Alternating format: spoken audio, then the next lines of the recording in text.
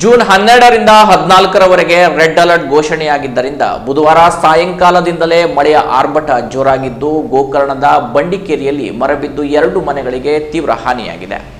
ಹವಾಮಾನ ಇಲಾಖೆ ರಾಜ್ಯ ಕರಾವಳಿಯಲ್ಲಿ ಜೂನ್ 12ರಿಂದ 14ರವರೆಗೆ ಭಾರೀ ಮಳೆಯಾಗುವ ಮುನ್ಸೂಚನೆ ನೀಡಿದ ಹಿನ್ನೆಲೆಯಲ್ಲಿ ಜಿಲ್ಲಾಧಿಕಾರಿ ಲಕ್ಷ್ಮೀಪ್ರಿಯಾ ಅವರು ಜೂನ್ 12ರಿಂದ 14ರವರೆಗೆ ರೆಡ್ ಅಲರ್ಟ್ ಘೋಷಿಸಿ ಅಗತ್ಯ ಮುನ್ನೆಚ್ಚರಿಕೆ ಕ್ರಮ ಕೈಗೊಳ್ಳುವಂತೆ ಮತ್ತು ಸಾರ್ವಜನಿಕರು ಸುರಕ್ಷತೆಗೆ ಹೆಚ್ಚಿನ ಒತ್ತು ನೀಡುವಂತೆ ತಿಳಿಸಿದ್ದಾರೆ.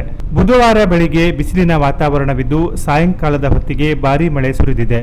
ದಟ್ಟವಾಗಿ ಕವಿದ ಮೋಡವು ಭಾರೀ ಗಾಳಿ ಮಳೆ ಸುರಿದಿದೆ. ಮಳೆಯ ಆರ್ಭಟಕ್ಕೆ ಗೋಕರ್ಣದ ಬಂಡಿಕೇರಿಯಲ್ಲಿ ತೆಂಗಿನ ಮರ ಬಿದ್ದು ಗಣಪತಿ ಸದಾನಂದ ಆಚಾರಿ ಮತ್ತು ವಿಠಲ ಉಮಾಶಿವ ಆಚಾರಿ ಅವರ ಮನೆಗೆ ಭಾಗಶಃ ಹಾನಿಯಾಗಿದೆ.